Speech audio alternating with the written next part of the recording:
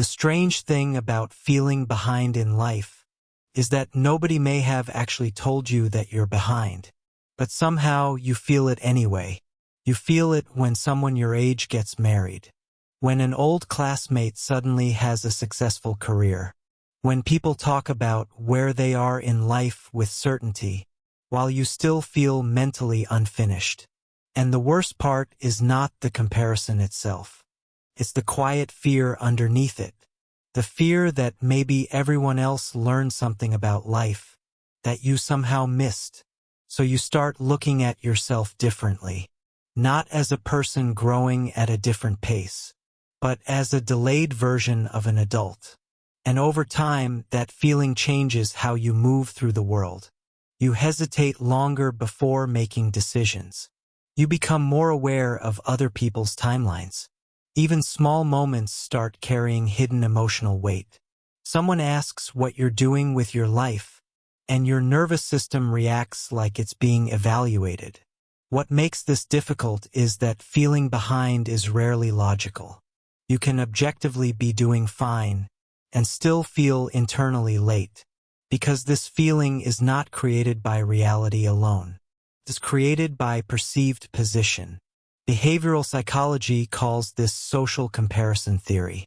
Your brain constantly measures where you stand relative to people around you, not just financially or socially, but developmentally. Am I becoming who I was supposed to become by now? That question quietly follows people for years. And the brain takes it seriously because, historically, social positioning mattered for survival. Human beings evolved in tribes. Belonging to the group increased safety. Falling behind the group threatened stability. So your brain develops systems designed to monitor your relative status. Not because you're shallow, because your nervous system was built to track social security. But in modern life, this system becomes distorted, because now you are exposed to thousands of timelines at once. Careers, relationships, money, appearance, productivity, confidence. Your brain was designed to compare within a small tribe. Instead, it now compares you to an infinite digital stadium. And slowly, your internal clock stops belonging to you. That's why feeling behind often becomes an identity, not just an emotion. You stop saying, "I feel uncertain," and start saying, "I am behind." That shift matters, because identity-based beliefs change behavior far more deeply than temporary emotions. Once the brain labels something as identity, it begins filtering reality around it. This is called confirmation bias. You unconsciously search for evidence that confirms the identity you already fear. You notice the friend buying a house, but not the friend secretly miserable inside it. You notice people moving faster, but not the emotional cost behind their pace. And eventually, your mind creates an invisible timeline, a psychological script for how life should unfold. By this age, I should know myself. By this age, I should be successful. By this age, I should feel stable. But most of these timelines were never consciously chosen. They were absorbed from parents, friends, school systems, movies, social media, conversations you barely remember. The strange part is, many people are chasing timelines they never actually wanted. But the brain confuses familiarity with truth.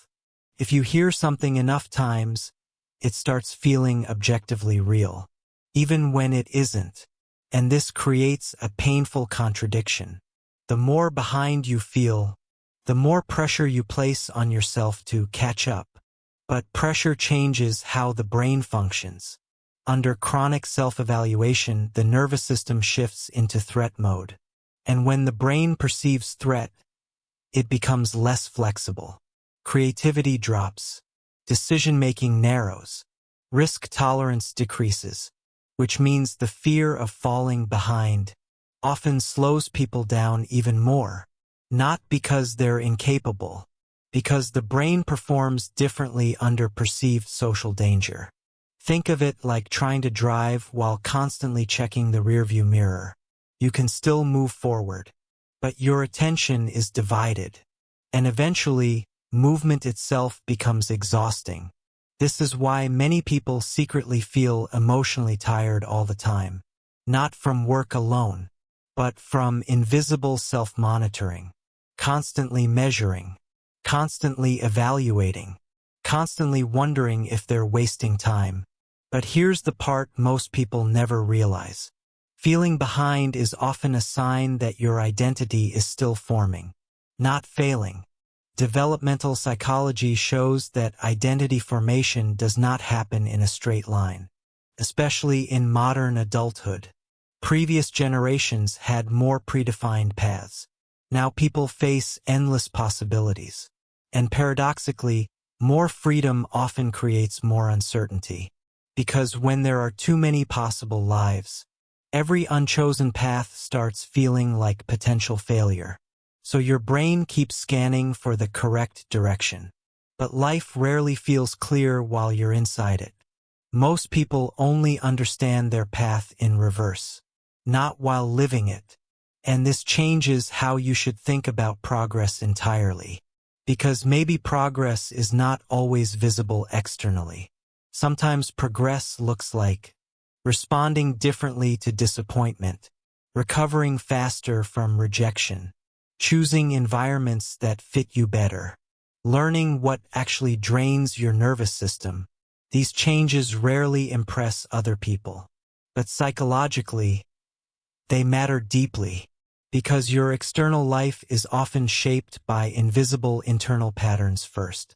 Now, this doesn't mean you should completely ignore ambition. The brain needs direction, but direction and comparison are not the same thing. One creates movement, the other creates panic, and your nervous system knows the difference. So how do you actually loosen this feeling? Not intellectually, but emotionally. The first step is reducing unconscious comparison exposure. Not because comparison is evil, but because the brain adapts to repeated input. Neuroscience calls this salience tuning. What you repeatedly see becomes psychologically important. If your environment constantly exposes you to curated achievement, your brain starts overestimating how much progress everyone else is making, which distorts your own self-perception. This is why some people feel calmer after taking breaks from certain apps or social circles. Not because their life changed overnight, because the measuring system temporarily quieted down. A simple example, you spend an hour scrolling through career updates online. Afterward, your own life suddenly feels smaller. Nothing actually changed externally. Only your reference point changed. The second step is separating worth from timeline. Your brain naturally links achievement with social value. But when identity becomes fully attached to progress speed, every delay starts feeling personal. This creates shame. And shame is psychologically different from guilt. Guilt says, I made a mistake. Shame says, I am the mistake. The brain becomes much less adaptive under shame because self-protection increases. People procrastinate more, withdraw socially, avoid opportunities, not from laziness, from identity threat. So instead of asking, how far behind am I? Try asking, what kind of life actually fits my nervous system? That question changes the brain's orientation completely. Now you're not measuring worth. You're studying compatibility. The third step is building smaller proof of movement. The brain trusts evidence more than affirmations. Tiny completed actions reduce helplessness because they restore agency. Agency is the feeling that your actions influence your future. And psychologically, agency is one of the strongest protectors against hopelessness. This is why small, consistent actions calm anxiety better than dramatic life plans. For example, one honest conversation, one application sent, one boundary enforced, one evening spent learning instead of spiraling. These moments seem small externally, but internally they send a different signal to the brain. I am still moving, and movement matters more than speed, because psychologically humans suffer more from stagnation than slow progress. Eventually, you begin realizing something strange. The feeling of being behind was never only about time. It was about fear. Fear of becoming invisible. Fear of disappointing people. Fear that your life will never fully become yours. But your life is not a race against everyone else's milestones. It's more like learning how to build an internal home. And homes are not built instantly. They are built room by room, experience by experience, decision by decision. Some people build fast but unstable. Others build slowly, but honestly. So maybe the real question is not, how late am I? Maybe the real question is, am I becoming someone I can actually live with? Because a life that matches your nervous system often looks slower from the outside, but internally it feels quieter, more stable, more real, and sometimes that quietness is the first sign that you were never truly behind at all.